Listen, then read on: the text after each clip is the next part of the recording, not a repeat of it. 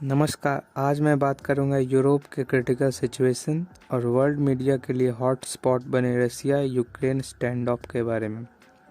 पिछले कुछ मंथ से दोनों कंट्रीज़ के सीमा पर हैवी डिप्लॉयमेंट के कारण युद्ध जैसी स्थिति बनी हुई है। दोनों कंट्रीज़ के बीच सिचुएशन कितनी क्रिटिकल है हम इस बात से सोच सकते हैं कि रसिया ने 1 lakh military personnel, tank, missile, fighter plane और वारशिप डिप्लॉय कर रखे हैं। इससे हम यह भी कह सकते हैं कि आज रशिया और यूक्रेन के रिलेशन लाइफ टाइम लो पर हैं। दोनों देशों के विवाद के बीच यूनाइटेड स्टेट और रशिया के फॉरेन मिनिस्टर के बीच एक बायलैटरल मीटिंग हुई, लेकिन इसका कोई सॉल्यूशन नहीं निकला। जिसके बाद अमेरिका के राष्ट्रपति जो बाइडेन ने कहा कि अगर रशिया यूक्रेन के साथ युद्ध करता है तो अंजाम भुगतने के लिए तैयार है। जिसके काउंटर में रशियन प्रेसिडेंट व्लादिमीर पुतिन ने कहा कि युद्ध जैसी स्थिति होने वाली बात नहीं है। अगर यहाँ रसिया कुछ ना भी करे तो यूक्रेन की स्थिति नहीं बदलेगी।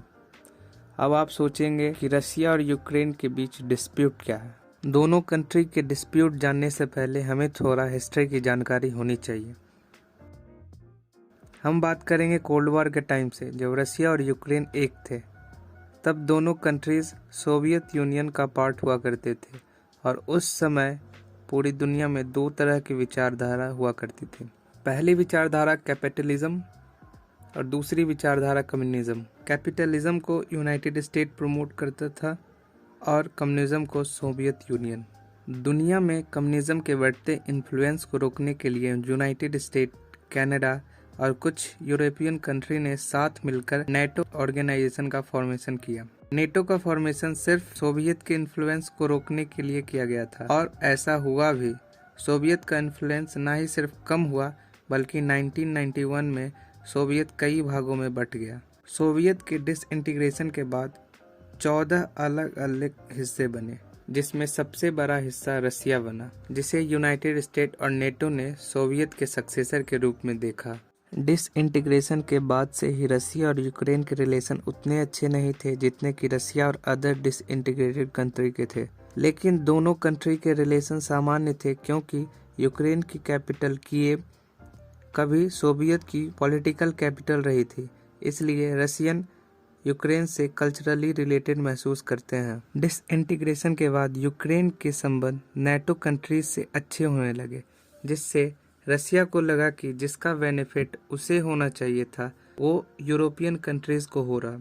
इसलिए 2014 में रसिया नेचुरल रिसोर्सेज से रिच यूक्रेन के साउथ पार्ट क्राइमिया को इन्वेड कर दिया और रसिया का पार्ट बना लिया और दुनिया के सामने ये एक्सक्यूज प्रेजेंट किया कि क्राइमिया के निवासी रसियन थे और ये उनका हक था वो रसिया में शामिल हो। कुछ समय बाद रसिया ने फिर से डोनबास को रसिया का पार्ट होने का दावा किया। यूक्रेन इन्वेजन के डर से नेटो से हेल्प मांगी और नेटो से अच्छे रिलेशन होने के कारण नेटो कंट्रीज भी यूक्रेन को नेटो में शामिल करने के लिए तैयार हो गए। लेकिन रसिया ने इसका कड़ा विरोध किया और लाइन क्रॉस करने से इसे कंपेयर किया। ऑब्वियसली कौन अपने दुश्मन को अपने घर के बाजू में रहने देगा। यहाँ मेरे कहने का ये मतलब है कि रसिया नहीं चाहता कि नेटो उनके बॉर्डर के करीब आ जाए और वो हमेशा नेटो थ्रेट में रहे। बात ये आती है कि रसिया यूक्रेन को रसिया का पार्ट क्यों बनाना चाहता है। इसे हम 2 भाग में डिवाइड कर सकते हैं। पहला, नेटो थ्रेट। रसिया बिल्कुल नहीं चाहेगा कि नेटो उसके बॉर्डर के नियर आए। यूक्रेन नेटो कंट्रीज और रसिया के बीच बफर जोन का काम करता है, जो रसिया को नेटो के डायरेक्ट थ्रेट से दूर रखता है। Second, geographical and economical advantage.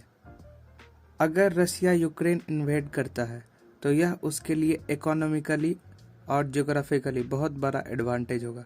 Geographically रसिया को ब्लैक सी के लिए डायरेक्ट रास्ता मिल जाएगा और हम जानते हैं कि यूरोप नेचुरल गैस पर डिपेंडेंट है, जिसका मैक्सिमम सप्लाई रसिया से गैस पाइपलाइन के द्वारा होता है और जो यूक्रेन से गुजरता है। यूक्रेन वर्ल्ड में आर्म्ड वेपन, व्हीट, कॉर्न का बहुत बड़ा सप्लायर है।